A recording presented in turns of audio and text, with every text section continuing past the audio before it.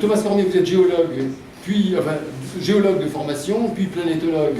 Vous êtes passé à l'université de Nantes, comme beaucoup d'ailleurs de spécialistes français qui travaillent ici, sur Cassini, et vous êtes maintenant au CEA Saclay. Est-ce que vous pouvez nous dire, vous êtes un spécialiste de l'analyse et de l'interaction des lacs avec la surface et l'érosion en surface.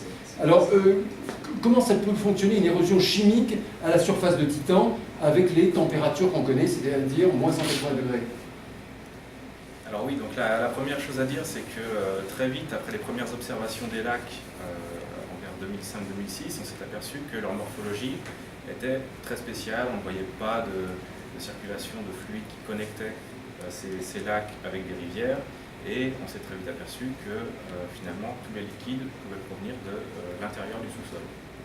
Autre caractéristique importante, c'est leur forme très arrondie et très isolée, qui ont très rapidement laissé penser que les meilleurs analogues terrestres que l'on aurait pour expliquer l'origine, la formation de ces lacs, seraient des lacs qu'on retrouve dans des zones karstiques sur Terre, donc des zones en général formées par des carbonates qui subissent de la dissolution sous l'action de l'eau. Alors bien entendu sur Titan, avec des températures telles que moins 180 degrés, l'eau n'est pas liquide, nous n'avons pas de carbonate, mais on suppose depuis très longtemps que toute une série de composés organiques solides pourraient exister à la surface de Titan et subir l'interaction avec le méthane liquide dans les pluies, et ainsi subir de la dissolution. Car très vite on s'est aperçu par les données de laboratoire et des modèles que ces composés organiques se comporteraient comme des carbonates, voire des sels, très promptes à la dissolution.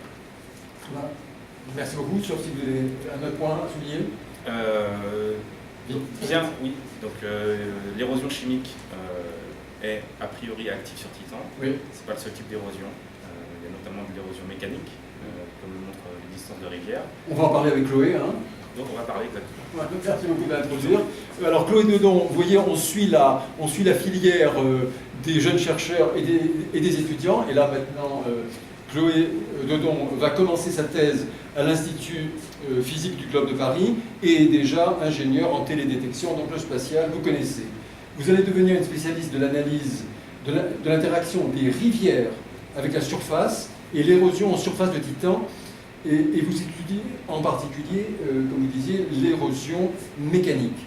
Est-ce comme sur Terre, comment fonctionnent ces mécanismes avec des substances tout à fait différentes que sur Terre? Donc oui, tout à fait, sur Titan, on a des rivières. Donc cette fois, elles sont remplies d'hydrocarbures liquides. Mais par contre, on a des morphologies similaires à celles qu'on observe sur Terre. Du coup, on peut légitimement se demander est-ce que les mécanismes qui interviennent sont les mêmes que ceux qui interviennent sur Terre? Et est-ce que c'est plutôt de l'érosion chimique? Est-ce que c'est plutôt de l'érosion mécanique? Mais le problème, c'est que pour répondre à cette question, on a besoin de connaître la composition de la surface de Titan, qui malheureusement, de nos jours, est encore très mal connue.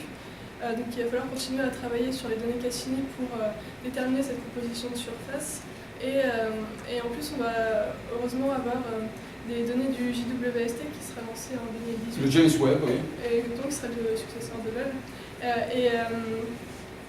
Et donc, grâce à ces données, on va pouvoir un peu mieux déterminer, on espère, la composition de surface de Titan.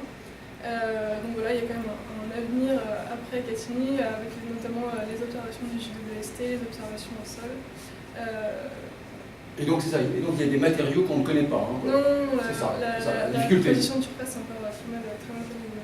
Très bien. Chloé, merci et bonne chance avec votre thèse. Vous allez suivre cette merveilleuse filière.